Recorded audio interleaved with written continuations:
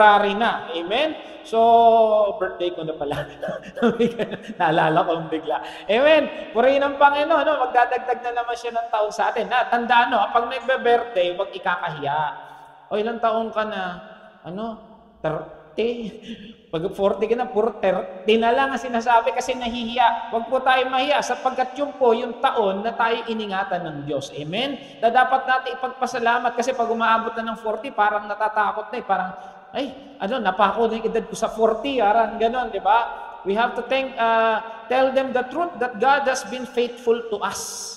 Amen? Kung kahit ilang taon ka na, sabi mo, dapat proud ka, biro mo, 50 ka na, ganda-ganda pa, pogi-pogi pa pa. Amen? Bakit? Mabuti ang Lord. Amen? Kagaya ko, 35 lang.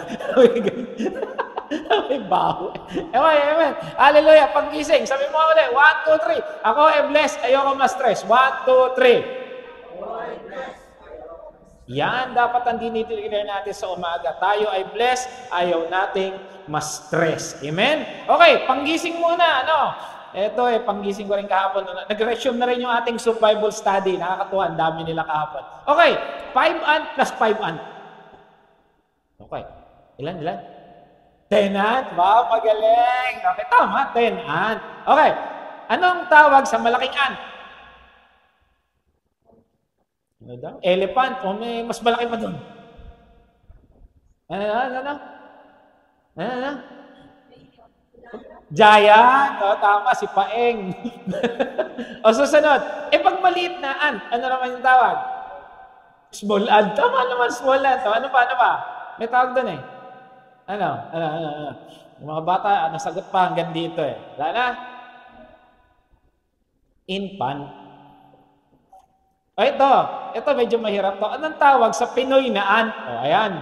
Walang nakasagot. Diyan ako nagtaka Pinoy na ant, anong tawag? Wala. Ano ba naman? Estudyante ko ba kayo? Ang dali-dali. Langgam. Pag si Pastora nag-joke sa inyo, mas mabigat yan. Tatawa talaga kayo. Wag na. Sa'yo na yun. Ikaw na. Siyempre, Pinoy na. Hindi langgam. Amen? O, dinagising kayo. Okay. So, tanda natin, 2024 is the year of answered prayer. Ito, tanong, may prayers ka naman nasagot. 3 years, 3 weeks na nakakalipas. Meron na ba? May binigay na ba si Lord? May binigay na ba?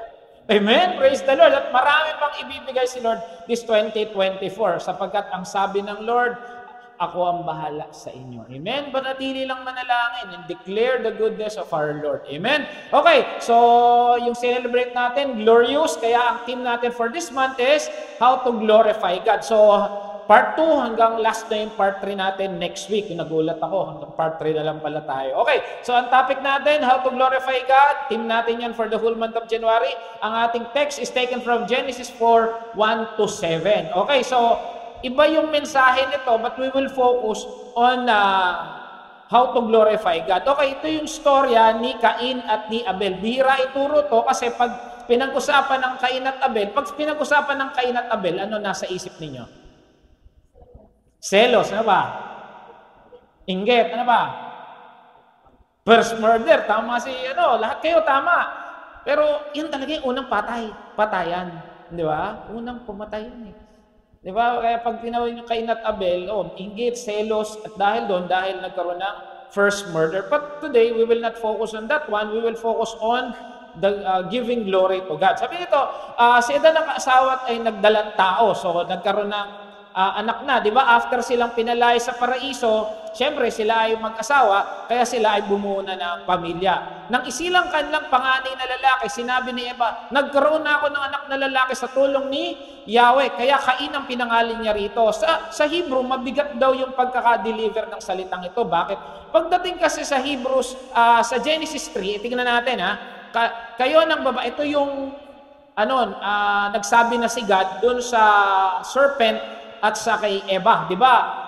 Ang sinisisi ni Eva ay yung serpent. Sabi niya, kayo ng babae aking pag-aawayin, binhi mo't binhi niya ay lagi kong paglalabanin. Ang binhi niya ay dudurog sa inyong ulo at ang sakong niya ay ikaw ang tutuklaw. Kaya nung pinanganak itong si Cain, tuwang-tuwa itong si Eva. Kasi bakit? Ito na yung dudurog. Parang sinasabi niya, ito na yung tigapagligtas na dudurog sa ulo ng serpent. Kaya gano'n na lang, ang tuwan-tuwa itong mag-asawa na to. At kaya pinangalan nila ay Cain. Pag sinisip mo yung Cain, talagang parang blessed na blessed. Ayan.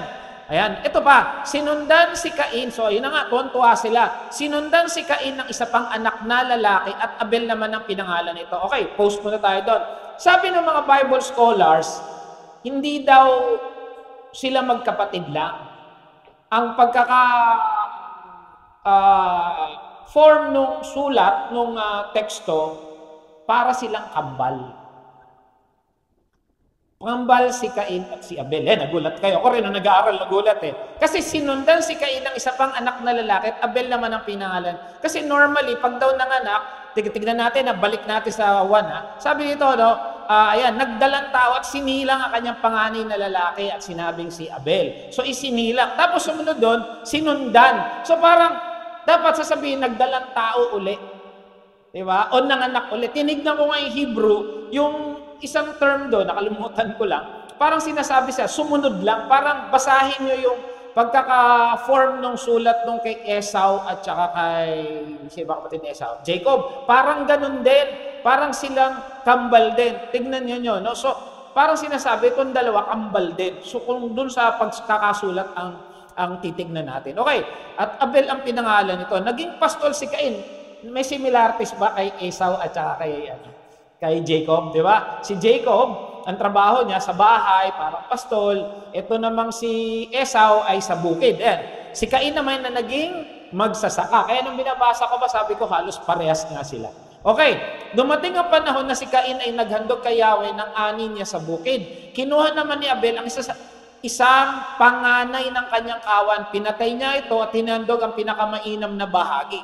Okay, si Yahweh nasiyahan kay Abel at sa kanyang handog. Hindi natin pag-aaralan bakit nasiyahan. Pero sinasabi niya iba kasi raw may dugo. Pero pagdating sa Hebrews 11 na pag-aaralan natin, sinasabi, because Abel gave by faith. Kaya sabi dito, pinakamainam na bahagi. Ngunit hindi niya kinalugdan si Cain at ang handog nito. Dahil dito, hindi mailarawan ng mukha ni Cain sa tinda ng galit. Parang panganay ka, tapos hindi nagustuhan yung handog mo. Di ba normally, pag sa magkakapatid, parang lagi yung panganay ang bida. Tapos, dito sa scenario na to, bakit si Abel yung kinalugdan? Hindi ako. Kaya nagselo siyang bigla. Kaya sinabi ni Yahweh, anong kinagagalit mo? Bakit ganyan ang mukha mo? Kung mabuting ginawa mo, dapat baka bang magsaya? Kung masama naman ang kasalanan ay tulad ng mabangis na hayop na lagi nag-aabak upang lapain ka. Nais mo itong pagharian ka, kaya kailangan mong magpaglabanan ito. So, nagkaroon na siya ng galit, nagkaroon na siya ng inggit kay Abel. Kaya sabi, paglabanan mo yan, otherwise, kakainin ka niyan. Di ba gano'n naman lagi ang galit, ang inggit, ang selos? Ikaw din ang kakainin. Ikaw din. Di ba, minsan galit ka sa asawa mo. Gusto mong murahin, gusto mong sabihin masama. Kaya lang, the moment you give out that bad word, mamaya parang ang sakit ng kalooban mo. Nakasakit ka na, talo ka pa. Di ba, pag sinigawan mo, o minura mo, o may sinabi ka hindi maganda sa mahal mo sa buhay, ikaw yung unang-unang nasasaktan. Tama? Sa mga mag-asawa. Di ba, kahit ako, no, pag nasabihan ko na hindi maganda si Pastora, ako yung nasasaktan din kasi mahal mo siya. Parang ganun to. Kaya sabi niya, paglabanan mo yan. Kaya lang alam natin yung storya na hindi niya napaglabanan. Kaya nga ito yung first murder in the Bible. Okay, so hindi nga yun ang topic natin. Ang topic natin, paano ba mapupuri sa Lord? So, unang-una, give from the heart. Dapat pag nagbibigay ka, kung gusto mong puruhin ng Lord, dapat ang binibigay, pag nagbibigay ka lagi galing sa puso. Di ba? Ayaw naman natin ang ganda-ganda nga ng binigay mo, pero alam mo naman na yung nagbigay sa'yo, galit. Di ba? Ayaw mo nun. Kahit ang ganda niyan, kahit diamond ring pa yan, pero iba kukunin pa rin. Pero alam mo, binigay sa akin ng tatay mo yan, galit siya. Amen? Okay, so you give from the heart. Sabi rito, pinakamainam na bahagi. So when Abel gave, he gave the best. Siguro, pinakamagandang tupa. Hindi natin kung alam kung ano yung binigay niya. Basta ang sabi dito, pinakamainam. But later on, we will go to some other text. Basta tingnan natin, nagbigay si Abel nang galing sa kanyang puso. At sabi nga natin, pag nagbibigay, hindi yung value, hindi yung laki. Ang tinitignan dito, yung itsura ng puso mo. Pag nagbigay ka lagi, sabi nga nila, sa atin na pag mga bata pa, it's the thought that counts. Sabi nga, di ba, naalala natin yan. Hindi yung mahal, hindi yung Mahal mo ba talaga yung binigyan mo? O talagang mahal mo ba talaga siya? Okay. Sabi daw, when you give to the Lord, give your all dahil mahal mo siya. Sino rito nagbibigay kay Lord kasi mahal si Lord? Amen. Kasi minsan ganito tayo, no? Tama naman, wala namang problema ito. Kasi sinabi rin sa Bible, give and it will come back to you. Kaya lang, kung yun na magiging motivation mo, parang hindi mo mahal si Lord. Para nangyari, sabi ko nga dagi ko kasi sinasabi, huwag ka na magbigay, ginagawa mo negosyo ang giving. Di ba? Kasi kung alam mo, ibibigay rin naman ni Lord, sige, balik ko to, bibigay ni Lord ng mas malami. Totoo naman yun. Kahit ako, nakaranas ako nung nagbigay ako, binalik talaga ng Lord. Kaya lang tandaan natin, hindi yun ang motibo ng pagbibigay. Ang motibo ng pagbibigay, kasi mahal mo siya. Ganun din sa mag-asawa, di ba? Nung ikakasal kayo, ang tinatanong, ano ba tinatanong pag mag-asawa? Di ba? Sabi nila, till death, do us part. O ito, mamahalin mo ba to ng bukod sa buhay mo? Parang ganun yung tinatanong, di ba? Pag mag-aasawa, sa hirap at ginhawa mo, magmamahalan. Opo, pastor, opo, father, di ba? Okay, opo, judge, di ba? Ganun ang sinasabi. Pero nung paglipas ng ilang taon, kaya nga dapat pag nagkakasal, tinatanong muna totoo ba talaga yan? Opo, di ba? Pag kinakasal, tuwan-tuwa. Pero dapat, isipin din natin na pag kinasal ka dyan, wala nang bawian. Ang marriage contract pa, may validity. Nakita niyo ba kung may validity marriage contract? Expiration, wala rin pero expiration. Musunugin talaga, ay lumabas Amen. Di ba? Mamahalin mo yung partner mo, parang naging marriage counseling to. Mamahalin mo yung partner mo sa hirap at sa ginhawa. Kahit malaman mo yung pinakamaruming baho niya, dapat mahal mo siya. Amen. Na pag dumighay pala yan, labas kaluluwa. Pag kumain pala yan, nagkakamay talaga, nakaganon pa. Siyempre, pag nagmamahanap, binata't dalaga, mga bata pa yan, maninipis pa pareho yan Mamahalin mo ba siya pag balyena na siya o yung lalaki, ganun na yun dyan? Di ba? Magmamahalan pa ba kayo pagdating sa ganun? O pag nando na yung hindi na magagandang storya sa buhay ng partner mo, papalitan mo na. Parang ganito, merong isang pastor, ayoko na sa asawa ko. Hindi, sabi ng una, love the Lord your God with all your heart, with all your soul, with all your mind. Kaya ko yun, mahal ko si Lord. Mahal mo ba yung kapwa mo? Opo, mahal ko yung kapwa ko, yung ko. Mahal mo ba yung asawa mo? Teka. Mahirap mong mahalin yung asawa ko, pastor. Sabi niya, bakit? Pamali-mali ho ng desisyon. Sabi nung pastor, alam ko. Ha? Alam mo, pastor? Ikaw pinili niyan Sa mga hindi nakakuha, mag-breakfast muna nga kayo. Amen. Pagdating na sa ganun, nagbabago ka na. Remember, when you give your all. Pag kayo kinasal, you give everything to Him. Sabi ko nga lagi sa anak namin, anak, ang pag-aasawa, o pag-boyfriend, o pag-girlfriend, hindi laging kilig. Mag-aaway din kayo. Which is totoo naman. Nung bata ako, kung ginagawa ni Leo to, si Pastor Joby, minsan, di ba, kita mo sa labas, ang sweet-sweet, lolokohay ka rin yan. Minsan, ganun kami, pag umaandar yung kotse, ganun ako nung bata, pili rin ako nun lolokohay ka yan, iwanan ka rin yan, pagpapalit ka rin. Ganun tayo. Totoo pala yun, darating yun. Minsan nga pinagpapalit akong Koreano Boyfriend niya raw yung Koreano. Amen? When you give your all. Lahat. Walang ititira.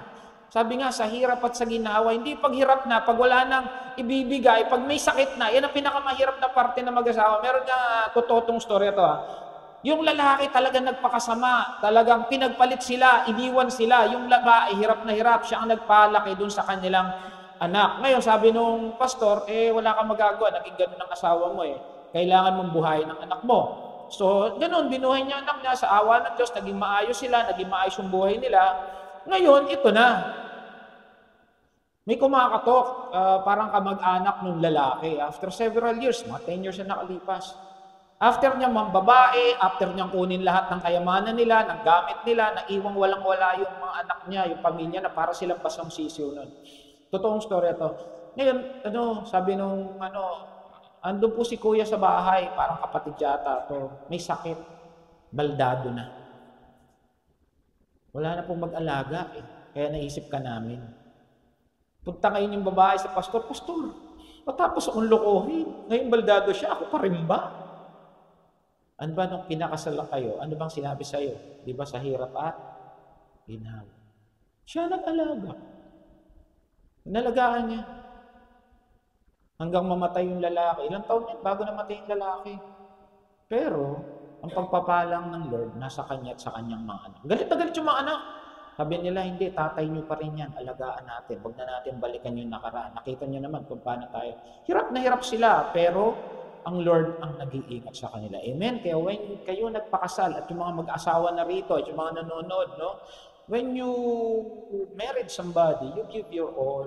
Amen? Hindi yan parang sabi nga na matatanda, parang kaning, isusubo, pag napasok, iluluwa. At ganun din sa pagbibigay. Parang nung nagmahal ka, lalo nung kinasal ka, walang solian, todo na, kaya till death do us part. Ito ito ay totoong pag-aaral sa Germany noong year 1980. Husbands who kiss their wife before going to work. Ito yung mga humahalik sa asawa. Magtataka si Pastora, bigla ako humahalik sa kanya.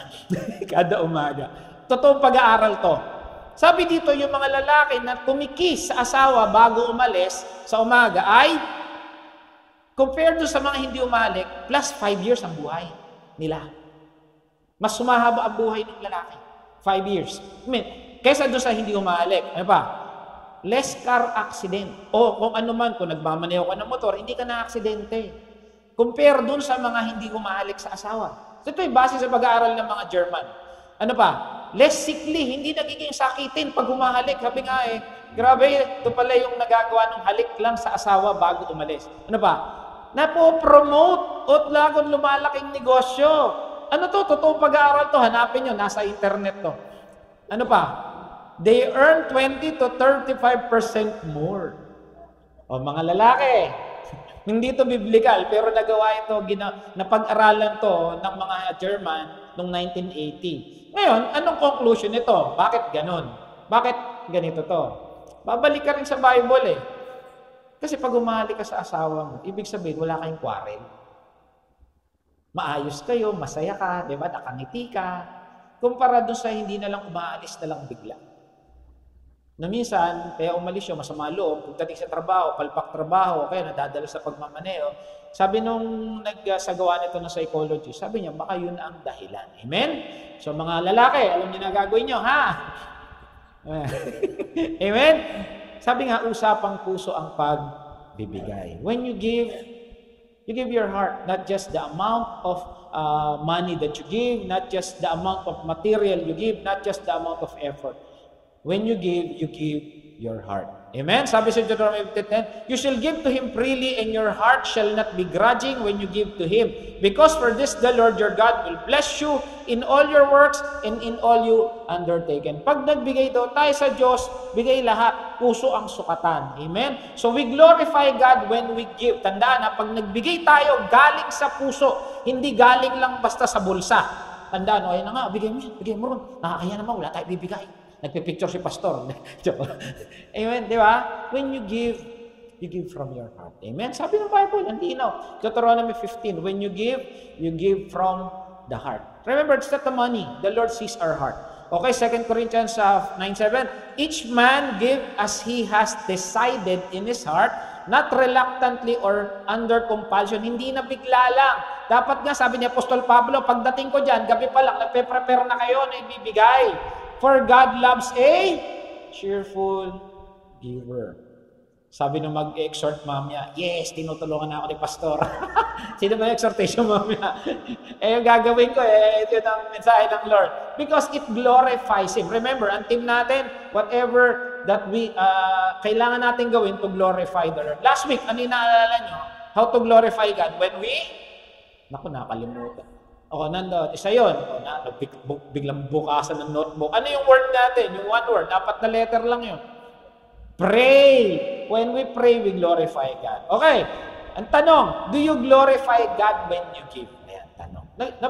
Pinupuri mo ba ang Lord? Lord, ito po yung bigay ko sa inyo. Ito po yung galing sa puso ko dahil mahal ko kayo. Okay? So, that's number 1. Pangalawa, when you give in faith. Kasi nga, sabi ko sa inyo, doon sa Genesis, nagbigay si Abel ng pinakamainam. Pero pagdating sa Hebrews, nasama siya ro sa Hall of Faith. Kasi Hebrews 11, yan tawag ng mga theologians yan, Hall of Faith. Kasi nandito nakasulat, yung mga taong ang pananampalataya talaga ay matindi. Sabi dito, hindi maaaring kalugdan ng Diyos ang walang pananampalataya sa Kanya. Tandaan ha, mga taong walang pananampalataya sa Kanya, hindi natutuwa ang Diyos. Sapagkat ang sino man lumalapit sa Diyos ay dapat sumasampalataya may Diyos at siya ang nagbibigay ng gantimpala sa humahanap sa Kanya. Amen? Sabi nga nung isang libro, walang sense, nonsense kung nagbibigay ka o nagpe-pray ka, pero alam mo namang walang Diyos. Yung bang, sabi ni pastor mag-pray kailangan mag-pray, sabi ni nanay, sabi ni tatay pero kung alam mo naman Diyos, wala ka namang kinakausap, huwag ka na mag-pray, nonsense. Kasi yun ang gusto ng Lord. When you pray, because when you give, that He is there. Sabi nga, hindi pwedeng kalugdan ng Diyos yung mga taong hindi naniniwala sa Kanya. Amen? Sabi siya, ito ni Kebet, sa Hebrews 11:4. Dahil sa pananampalataya sa Diyos, si Abel ay nag-alay ng mas mabuting handog. So ito pala yung dahilan. Hindi lang yung pinakamainam, nandun yung pananampalataya niya sa Diyos. Iniisip ko nga yun, sabi ko pareho naman, nakakausap nila si Lord Pero si Abel pala, tandaan nakikita ni Lord yung puso. Maring merong hindi nakasulat sa Biblia, pero si Lord alam yung totoo. Amen? Mas nag-alay ng mas mabuting handog kaysa sa inandog ni Cain. Kaya naman, si Abel ay kinikilalang matuwid ng tanggapin ng Diyos ang kanyang handog. Kahit patay na, nagsasalita pa siya sa pamamagitan ng kanyang pananampalataya. Paano nangyari yun? Sa Bible. Hinahanap ko nga bakit parang konti lang ang nakasulat kay Abel? Genesis lang tsaka Hebrews. Hindi masyadong pinag-aaralan si Abel kasi pag pinag-aaralan yung story ni Abel, nandun si Cain, patayan. Pero nakakalimutan na itong si Abel nagpuri sa Diyos sa pamamagitan ng pagbibigay. Amen. Nakasulat, ang linaw-linaw, nag-alay siya. Si Abraham, tignan natin, ito yung mga nagbigay dahil sa pananampalataya. Nang subukin ng Diyos si Abraham, pananampalataya din na nanggudyok sa kanyang ialay si Isaac. Tayo, may aalay ba natin ang anak natin? Gina, bigay mo sa akin yung pinaka-cute mong anak. Kaya? Naku, Lord, wag mo ako subukin ng ganyan. Side bait lang ako. Na bigla lang na-reveal ng Lord. Ipag-pray din pala natin na huwag tayong matukso o tuksohin o mabigyan ng mabigat na pagsubok. Yes, alam ng Lord. Pansinin ninyo, si Job, bago subukin, nagpaalam ba si Lord? Nagpaalam ba Satanas kay Lord? Paalam, di ba? Si Peter, nagpaalam ba? Nung susubukin na siya, di ba? Satan asked to sift you, di ba? Kaya lang, di ako pumayag. Ibig sabihin pala, ang mananampalataya pala, bago subukin, nagpapaalam pa kay Lord. Kaya sa Lord's Prayer, ang linaw-linaw, babalik tayo bigla sa prayer, Sabi nila, doon sa prayer na pinagawa, ito yung diagram lang naman, di ba, sa Lord's Prayer, huwag po ninyo kaming ipahintulot na matukso. Kaya dapat pag nagpe-pray ka lang, Lord, huwag nyo kaming pahintulot na matukso o tuksohin na. Sama natin sa prayer yun. Para pag dumating si Satanas, hindi na, una nang pag-pray sila Huwag silang tuksohin. Nandun pala. Kaya yun pala yung dahilan. Kasi dayo pala, hawak ng Lord talagang buhay natin. At alam ni Lord, pag tayo dumaan sa pagsubok, kaya natin. Dahil sa 1 Corinthians 10, di ba? Sabi niya, pag sinubok naman tayo, there is a way out. Kasi alam ng Lord yung kakayanan natin Amen? So, tandaan na, pag pag-pray na rin natin na, Lord, salamat, hindi mo kami hahayaang hindi matukso. Amen? Okay, balik tayo. Pananampalataya din na nagdudyo kay Abraham na ialis sa Isaac bilang handog ng Diyos. So, may faith siya kay Lord kasi mag-alay kayo dun. Ano handog? Kaya nung tinanong, andun yung faith niya, di ba? Tinanong siya ni Isaac, ano po iahandog natin, Ama? Magpo-provide ang Lord. Nandun yung faith niya, kahit alam niya, ikaw ang iahandog ko. Siguro tatakbo na yung bata nun.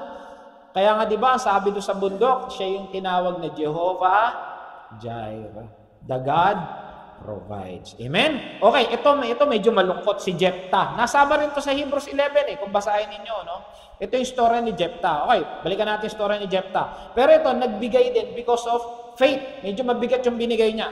Sabi sa Judges 11:27, gustong awayin ng mga Amorites ang mga Israelita. Alam mo yung mga rights, mga may sa dulo, pati termite kasama.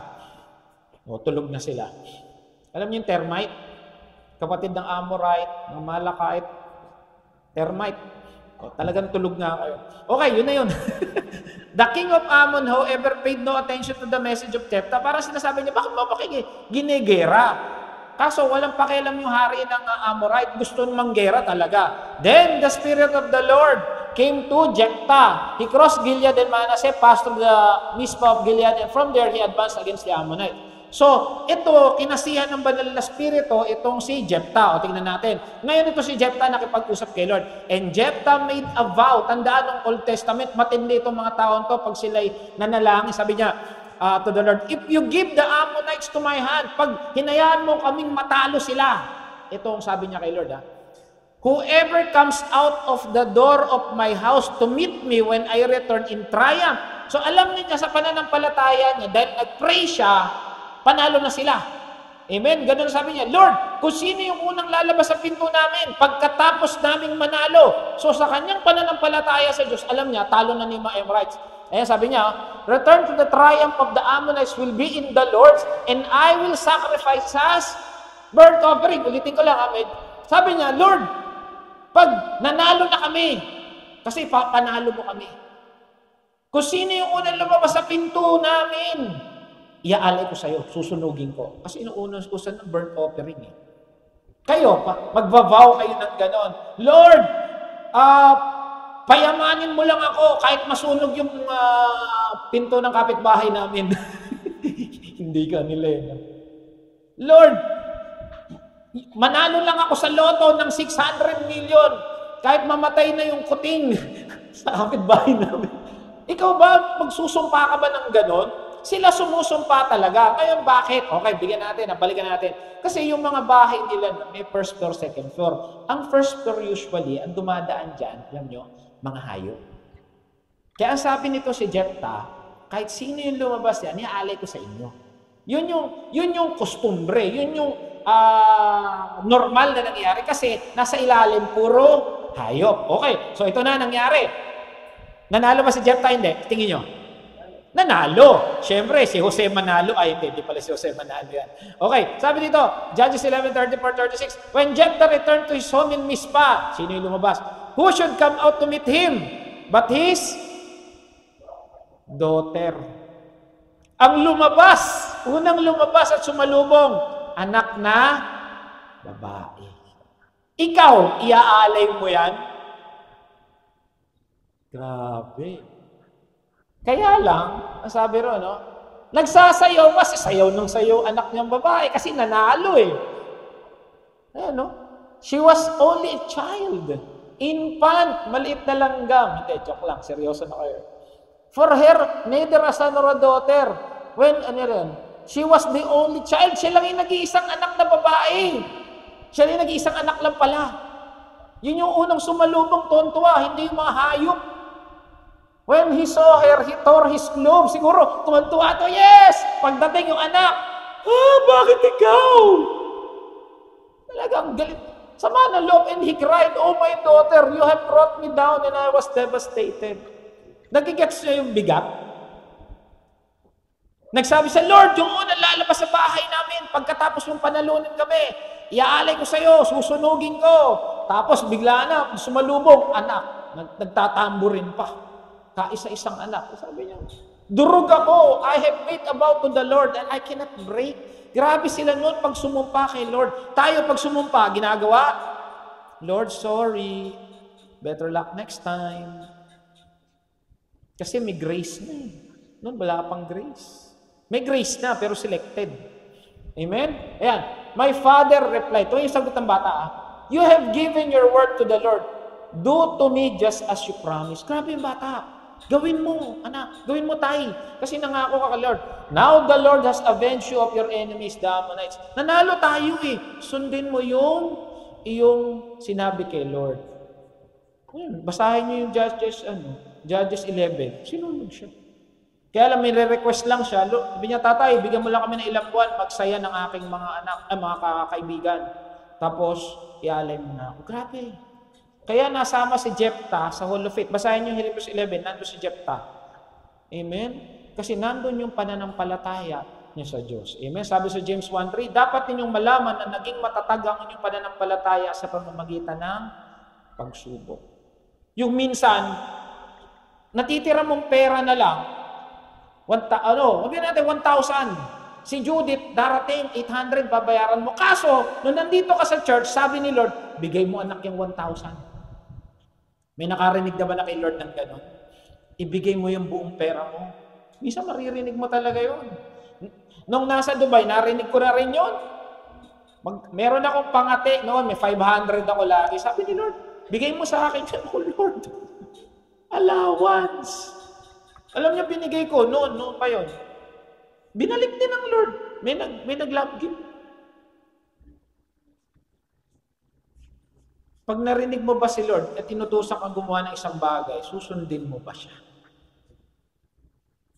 Because alam mo, pag sinabi ni Lord na ibigay mo yan, may ipapalit siya dyan. Amen?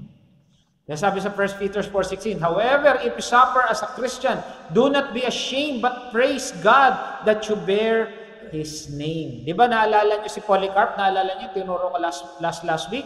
Sabi niya, sige, sunugin niyo na ako na masama ako sa mga martir. Tuwa pa siya. Tayo ba ganon?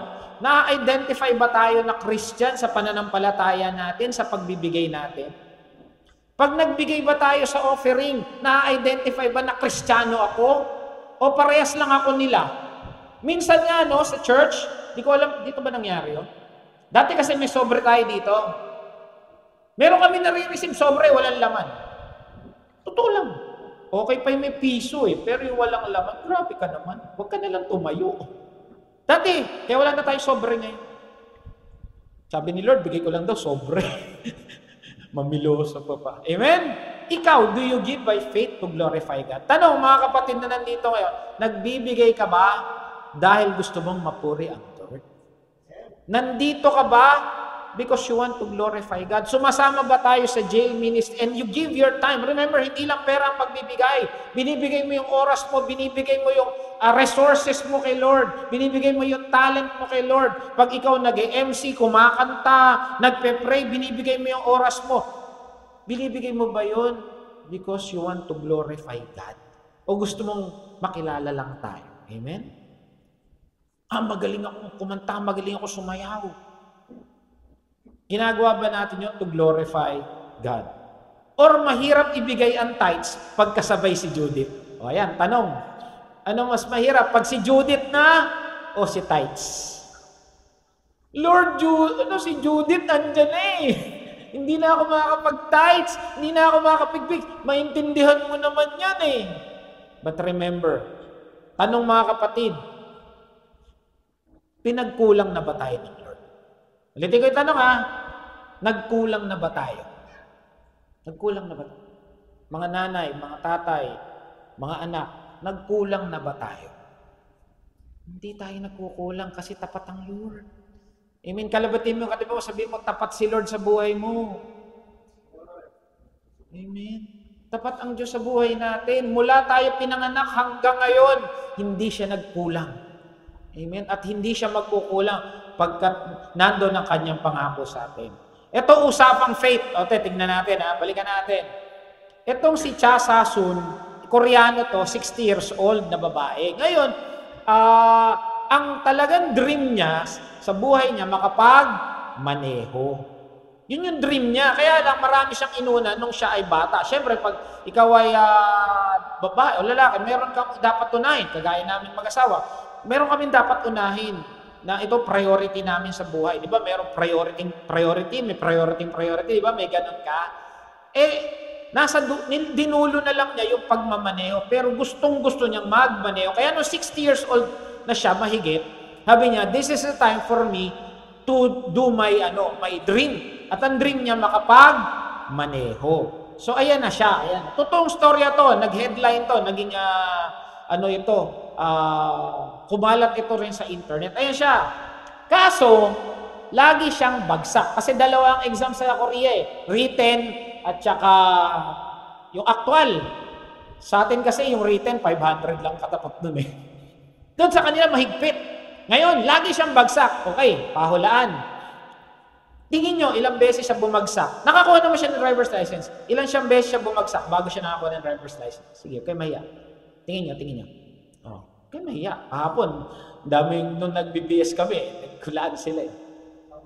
Oh, grabe, 1,000. Okay, o sige ba, may tatabang pa ba? Higher, lower? Parang therapy lang ah. Ha? 30. Sister. 20. Ikaw. 100. Ha? 12. Ikaw. 50. 65. 5. Ang titipid nyo naman. Alam nyo, tama si Pastor. South Korean grandma who took 960 times to get driver's license. Ikaw, kapatid, pag bumagsak 100 beses, kukuha ka pa. Baka nga 10 lang, ayawan eh. Ito, 960 bago nakakuha. Sabi nung 3 times daw sa isang araw, kumukuha siya ng siya, siguro may pera, o siguro mura lang ang binabayad niya. Nag-viral to eh. Ikaw, meron kang pangarap, meron kang by faith na pinagpipray. Lord, salamat, binigyan mo ng kaso, hindi mo makuha. Kukunin mo pa ba? Hindi, baka ayaw ni Lord na makakuha mo. 960 times. Galing ni Pastor ah. Sige, mag-pray ka. Closing mamaya. 960 times. Ang faith ba natin ganun? O hanggang 2 lang? Ayoko na. Amen? Alam nyo, naging national hero siya. Dineclare siyang national hero. Why? Because of her persistent faith. At ano pa? Binigyan siya ng Kia Soul. Naging model siya ng Kia Soul for a while. Bakit? Talagang nilaban niya yung pananampalataya niya, di ba? Usapang faith to, kahit bumagsak ako, tatayo pa rin ako, dahil alam ko, bibigay ng Lord. To kapatid, ikaw ngayon, na mga nandito ngayon, pati mga nasa internet, good morning po. Ano yung gusto mo at kaya mong ilaban? Minsan, sa exam, makukuha ng kabugas siya. Bumagsak 2 beses, ayawan na. Sa civil service, di ba? May nag-take pa ng civil service dito. Sa eligibility, nakabagsak isa, ayoko na, hindi para sa akin yun. Minsan mahirap, may mga ginagawa tayong mahirap. Pero to 960 times. Laban lang. Amen? Okay, lapit na tayo matapos. Ano yung una na dapat meron to glorify God? We give from our heart. Ano yung pangalawa? In faith. Pangatlo, nagtatambol si Ron, tapos na praise and worship. Victory over greed. Pag ikaw nakapagbigay, tandaan na paglalabanan mo yung tukso ng kasakiman. Kasi minsan alam ko ito, totoo ito eh. Pag ikaw nagbibigay na, huwag mo na ibigay yan. Pambili rin ng mix and match yan. Pag magbibigay ka na, pamasahe din yan.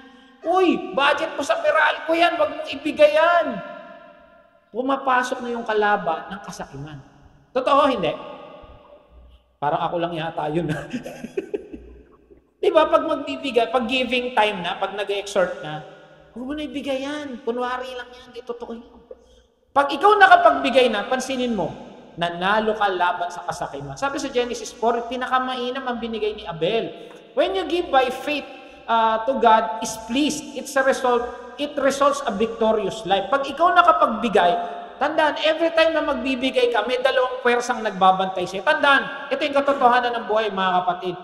Sa buhay natin, hindi lang mga anghel ang nagbabantay sa atin. Ngayon, hindi lang anghel nagbabantay sa atin. May mga diablong nagbabantay sa atin. Because they are the prince of this world. Tinitignan nila at alam nila ang kahinaan ng bawat isa. Itong si kapatid, ang kahinaan nito, Shopee. Ang daming nasa cart. Yung cart niya worth 300 lang. Pag binigay niya yung 300, hindi niya ma-check out. Itong si kapatid, ang kahinaan nito, kumain. Alam ng diablo at binubulungan tayo. Huwag ka nang mag-church. Hindi naman pogi yung pastor doon. Payat na. Diba? Sinasabihan tayo ng diablo. Alam ng diablo, binabantayan tayo ng diablo. Lahat tayo. Kung may guardian angel tayo, baka may guardian diablo rin tayo. Dalagin, nagmamasid at tinitignan. Sige, gawin mo yan. Binabantayan tayo. Yes, we're saved. Walang problema sa kaligtasan. Walang problema. Hindi pinag-uusapan ng kaligtasan dito. Pero ang gusto ng diablo, sumablay tayo. Amen? Sa umaga, paggising sa umaga, oy, matulog ka pa. Mamaya ka na pumunta ron, alas 10, uwian na. Ay, huwag nang pumunta, late na ako. Amen? Totoo yan, mga kapatid. At pag napagtagumpayan natin, anuman yung pinagagawa ng Diyos sa atin, natutuwa ang Diyos. Amen. Hindi siya nagpadala sa kasakiman, hindi siya nagpadala sa tulog, hindi siya nagpadala sa antok, hindi siya nagpadala sa kung anuman na ginagawa ng diablo sa atin. Sa 1 John 3:17, tandaan natin, but if anyone does the world goods and sees his brother in it, yet closes his heart against him, how does God's love abide in him? Minsan ito, meron kang kapatiran o meron kang kamag-anak na kailangan ng tulong. Ang hinihingi lang naman 500 at meron ka. Halimbawa lang to o meron kang pagkain na kaya mong ibigay, pero hindi mo, sinara mo ang mata mo para sa pagbibigay, hindi natutuwa ang Diyos. Alam naman ng Diyos kung anong valid na kailangan mong tumulong at hindi. At alam mo yan, mga kapatid. Amen? At sinara mo ang mata mo, hindi nagtatagumpay ang Panginoon sa iyo. Ang nagtatagumpay yung diablo. Sa 1 John 5:4, for everyone who was born of God overcomes the world. Pagkapanganak pa lang natin, pagka-born again pa lang natin, na-overcome na natin lahat yan. Kaya lang minsan nakakasingit. Kasi yung diablo, alam niyo yung diablo, kung merong mabuti sa diablo, hindi siya napapagod. 24/7 ang trabaho niya. Walang pahipahinga yan. Araw at gabi yan ang gugulo. Lagi kang binibigyan ng mga kung ano-anong thoughts sa isip mo. Amen? Pero tayo raw ay nagtagumpay na. For this is the victory that overcomes the world. Lahat tayo may pananampalatayang binigay ang Diyos. Gamitin natin yun. Pag na tayo nagbibigay, to glorify God. Romans 12:13, contribute to the needs of the saints. Sino bibigyan? Mga kapatiran. Alam mo yung kay kapatid mo, may kapangailangan, tumulong ka na. Amen? Wag na yung, hindi. Ito nga yung iba Uy, may problema sa school ng anak mo. Ano ba kailangan? Ventilador. Tara, bigay tayo. Uy, may problema yung kapatiran natin. Tara, pag-pray natin. Tama, hindi? Awit. Ay, alam ko na ibig sabihin ng awit. Amen? Alam niyo, minsan kasi yung kasama ko sa sasakyan, parang Gen Z. Natututo ako. Alam ko na ibig sabihin, sa nakuha yung mekus-mekus. Mix-mix pala yun. Tapos may bago, tama ba ako? Geng-geng. Tama ba? Alam niyo yung geng-geng? Gang daw yun, pinaganda. Sabi ko, high-tech Kasama ko sa'yo lagi. Amen? Pag alam mo may pangailangan, yung kapatiran mo, at alam mong kaya mo, huwag mo na lang pag-pray. Tulungan mo na. Yun nga nakakatuwa, pag sa mundo, yung pangailangan, tara, bigay tayo. Pero pag sa kapatiran, pag-pray natin. Si Lord bahala. Amen? Sa Matthew 6:14, tingnan mo, alam natin yung storya to. Ito yung babaeng nagbigay ng isang kusing. Sabi niya, but when you give to the needy, do not let your left hand know what your right hand. Ay, hindi. Ito pala yung mga hipokrito na gusto nila, yung mga pariseo, pag nagbibigay sila, pinaparinig pa.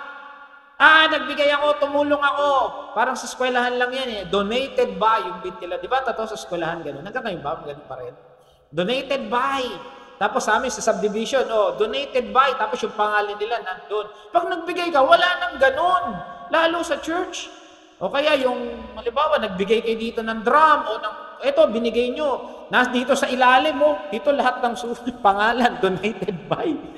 Wag ganun. Sabi niya, when you give to the needy, do not let your left hand know what your right hand is doing, so that your giving may be in secret, and your Father who sees in secret will reward you. Totoo ba to sa mga mapagbigay? Pag nagbigay ka ng malaking halaga, tumulong ka sa kamag-anak na lang. May tinulungan ka.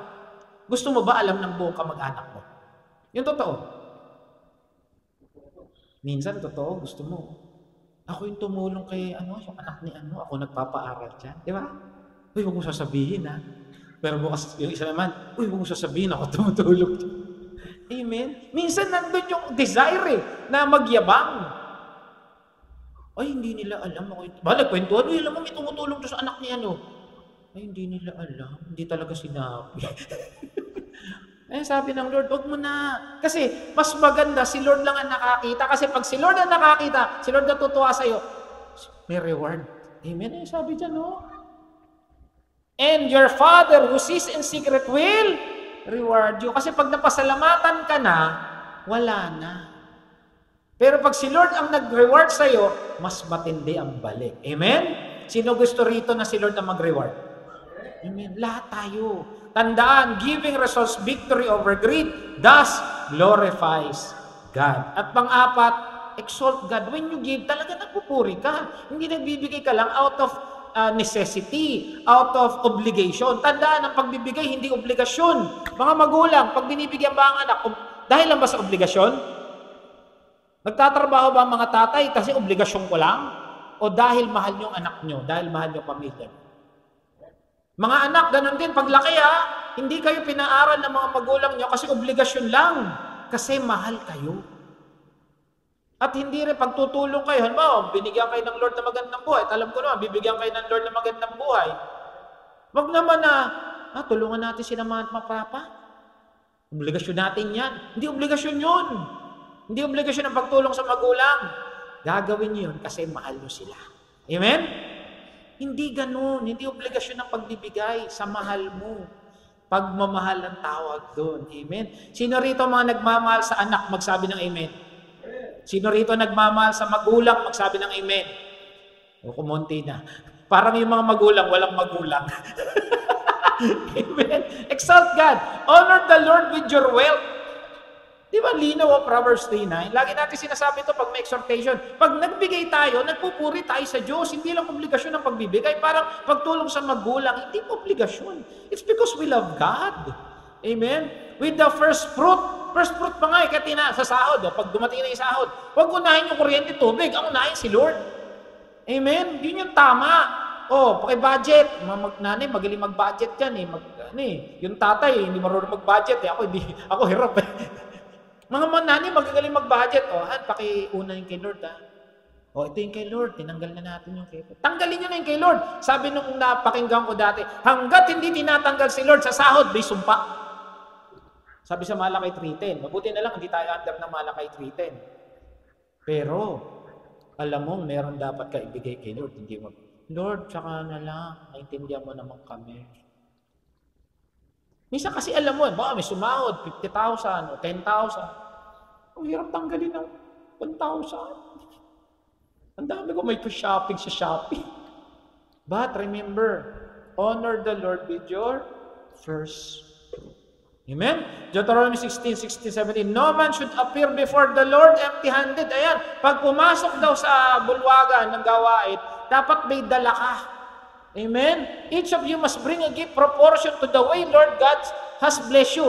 It's proportion to the way that God has blessed you. Kung ikaw pinagpapala ka, dapat yung dala mong pagpapala, proportion. Alam naman ng puso mo yan kung ano yung dapat. Amen? No man should appear, nakasulat. Sinabi rin ni Pablo yan, di ba?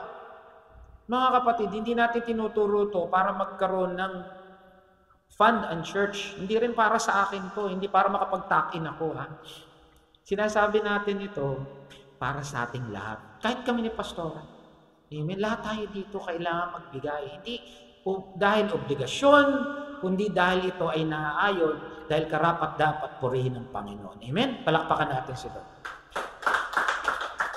Amen? Baka sabihin nyo, pagkatapos na meron na namang giving. Wala tayong magagawa. Yun ang pinapasabi ng Lord ngayon. Okay, Mark 12, ito na pala yun. Ito yung nagbibigay na yung matanda, matanda. Sabi dito, calling his disciples, 43, Jesus said, truly I tell you, this poor widow has put more into the treasury than all others. Yung iba kasi large amounts. Yung widow, ano nilagay niya? 2 small copper coin. Magkano lang yung halaga nun? Sabi niya, they all gave out of their wealth, but she, out of her poverty, put everything, all she had to live on. Amen? Tandaan natin, na kahit piso lang ang binigay mo, kung galing sa puso mo yan, at proportion yan sa meron ka, tandaan na, hindi naman hinihingi ng Lord yung sobra Ang hinihingi nga lang yung proportion o yung sinasabi ng puso mo. Kahit piso lang yung walang problema kay Lord yan. Basta galing sa puso mo yan. Nagbigay ka nga ng 100, galit na galit ka naman. O yan na nga. Parang re-regaluhan ko kayo lahat ngayon. Binabato ko naman sa mukha niyo. Gusto niyo ba yun? Ang laman nun, tigsa 10,000. Sige na nga, batuhin mo na ako. Hindi pa rin yung iba, hindi pa rin kukunin. Yan na nga sa'yo. Pagdating doon, bakit hindi mo kinuha? Madali nang mawala yung sakit. Ayaw ng Lord yun. Tandaan ang Lord tumitingin sa hindi sa mukha to. Tumitingin ang Lord sa puso. Sabi mo, tinitingnan ni Lord yung puso. Amen? Kaya natutuwa ang Lord sa atin ngayon dito. Bakit? Nandito tayo kasi alam ng Lord, mahal natin siya. Amen? At isa pa, matutuwa ang Lord pag nagsasama tayo. Pag nagbahagi tayo ng mabuting balita. Amen? Okay. Giving exalts and glorifies God. Okay, so sabi dito, may isang lalaki. Ito, totoo na naman nangyari sa Kansas. Napunta ako ng isang araw. Hindi, joke lang. Alam niyo ba yung Kansas? Kung nasan yun? Hindi pinsan ni Salinas yun. Kansas. Sa Kansas, sa Amerika. Merong isang lalaki, bago lang na born again. Ngayon, ang trabaho niya sa construction, yung nagdi-demolish ng building. Ngayon, nagka-countdown sila, iba 10, 9, 8, gayon. Pagdating sa 5, tumaalis na siya, dapat doon sa 1, malayo na siya. Kaso 5 pa lang, nasabugan. Putol yung kamay, putol talaga, kamay. Tapos, yung buong niya na-damage. Kaya lang, iyak siya, Lord, paano kita mapupurihan? Paano ko mababasa yung Bible? Iyak siya. Yun ang inisip niya dahil nakilala niya ang kabutihan ng Lord. Iyak siya. Ngayon, nung nasa worship service siya, nakikinig lang siya, kaya lang gusto niya raw basahin yung Bible na wala nang tumutulong sa kanya. Sabi niya, nung kaibigan niya, bakit hindi mo subukang mag-braille? Tandaan, wala nang kamay ito ha. Ang braille ginagamit sa kamay kasi sinasalat yung braille kasi may mga tuldok-tuldok. Sabi niya, nga kasi may nakita raw siya, ginagamit labi. Grabe no, labi. Ikaw, kaya mo magbasa sa labi? Siya, yung nakita niyang babae, sa labi nagbabasa. Sabi niya, kung kaya niya, kaya ko rin para matuto kay Lord. Kapatid na nandito ngayon, binabasa ba natin ang Bible? Ilan lang yung nag-amen. Yung iba, asan ba yun? O dito na, binigyan siya ng braille na Bible. Alam niyo, iyak siya. Kasi wala na palang, wala na pandama. Na-damage yung labi niya, iyak siya. Sabi niya, Lord, paano kita makikilala? Paano ko malalaman yung utos mo? Paano tayo magkakaroon ng mas malalim na relasyon? Iyak siya, napaganon siya. Sa pag-iyak niya, yung dila niya sumayad dun sa braille na Bible. Alam niyo, yung dila niya, may pandama pa. Tuwan-tuwa siya, Lord, salamat yung dila ko. Mayroon pa palang pandama. Nagbabasa siya sa pamamagitan ng dila. Tayo, may mata. Nakakabasa. Nabulag din pala to. Nabulag din pala to kasi bulag din siya. Kasi totally siya. Tuwan-tuwa siya. Kasi dila na yung ginagamit siya pa. Tayo mga kapatid, may mata. Nakakabasa. Ang tanong, binabasa ba natin ng Biblia? Are we giving time to read the Bible? Amen? Do we exalt God in giving and reading the Bible? Doon pa lang mapupuri na ang Lord. Kung mayroon tayong oras sa prayer, dapat may oras din tayo sa pagbabasa ng kanyang salita kasi doon tayo kinakausap ng Bible. Ito nga lang ang problema, yung Bible niya, wala makagamit ng iba. Bakit? Kasi basa. Iba tumawa. Pag pasalamat tayo, mata ginagamit natin. True story yan. Okay, so ang tanong, do you want to glorify God? Amen? Amen. Okay, so summary na tayo. Ano raw ang gagawin para mapuri ang Lord? Ano una? Give you from the heart. Pangalawa? In faith. Pangatlo? Victory over greed. And then lastly, exalt God. How to glorify God?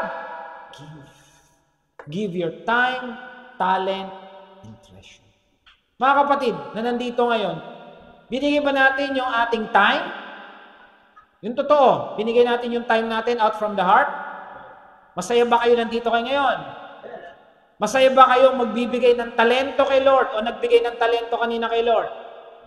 Masaya ba kayo magbigay ng treasure kay Lord? Yung iba malakas pagdating sa time, amen! Pagdating sa talent, amen! Treasure. Let's give our time, talent, and treasure to the Lord. Last verse, sabi ko, si Yahweh purihin ng lahat ng bansa, dapat siya kilalanin na marangal at dakila, kilalanin ng lahat ng maluhati niyang pangalan. Bawat isa'y lumapit at siya ay handugan. Sambahin si Yahweh sa diwa at kabanalan. Kapatid, ulitin ko yung tanong, nagbibigay ka ba para purihin ang Diyos? Amen. Palakpakan natin ang Panginoon. Tumayo na po tayo. 5 minutes. Dakilang Ama, pinupuri ka namin at pinapasalamatan. Salamat po, Diyos.